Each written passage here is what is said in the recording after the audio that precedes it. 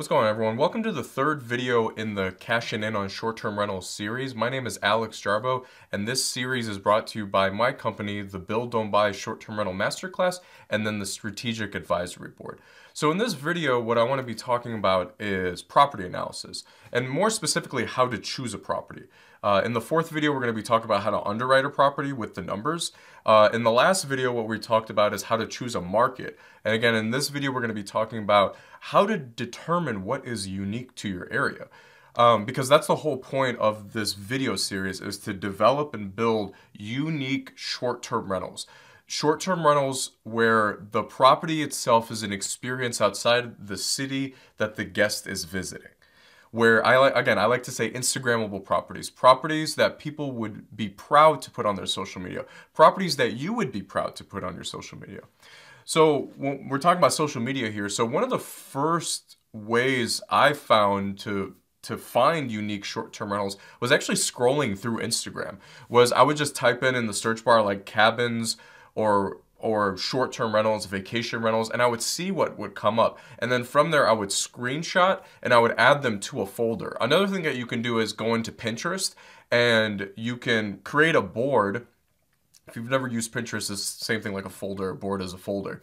And you could just go through and type in keywords like vacation rentals, short-term rentals, and see what comes up. And if something catches your eye, you just add it to your board or to your folder, and then you have sort of a collection there. So that was how I started, was I would scroll through Instagram, and I showed you guys in the first video, the very first property I developed was an A-frame. And I thought A-frames would do phenomenal in my market, at least that was my guess. So I would just collect pictures of A-frames, and then based off of those pictures, I designed my first A-frame with the help of an architect, and I'll talk about how to do that later on in the video course. And then that became the floor plans to our first cabin, our first A-frame. So that's how I started. That's how I started. The second way to do it is you want to be thinking about what is unique to your area. What would fit in the landscape of your area? And I like to say your area because I'm in the East Coast, like in the mountains and in the woods, but some of you might be watching, might be like in like a desert market or like on the West Coast, or maybe the landscape looks completely different than like outdoor woods. So one of my favorite ways to determine that is actually just to hop onto Airbnb site. So you got Airbnb.com up here. This is their homepage.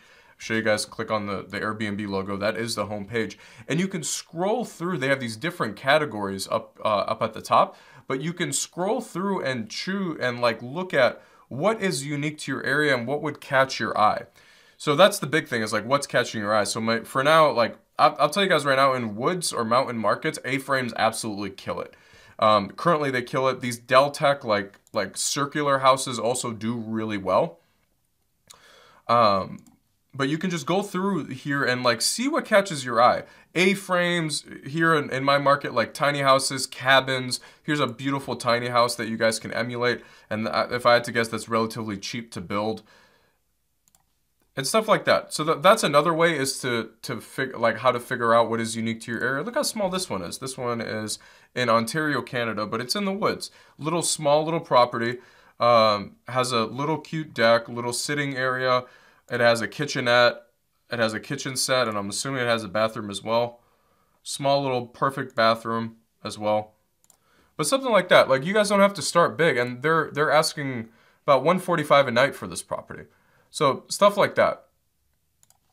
And then one of the final ways I actually like to, say you go through here and you're like, okay, I'm not really seeing anything that's catching my eye, but I mean, I'm sure there's a lot, because you can go, this is just one category. You can go through every single one of these categories, and I think there's like 40 or 50, I mean, it looks like over 100 categories at this point.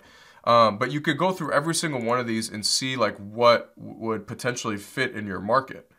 So you got like tropical, you have beachfront, you have farms, you have yurts, vineyards, boats, barns, containers. Anything that you can think of is going to be here in a category. Tree houses.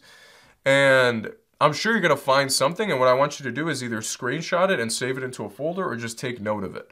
You're like, okay, like A-frames are really popular in my market. Modern contemporary houses are very popular in my market. Stuff like that. So like there's a tiny house category as well.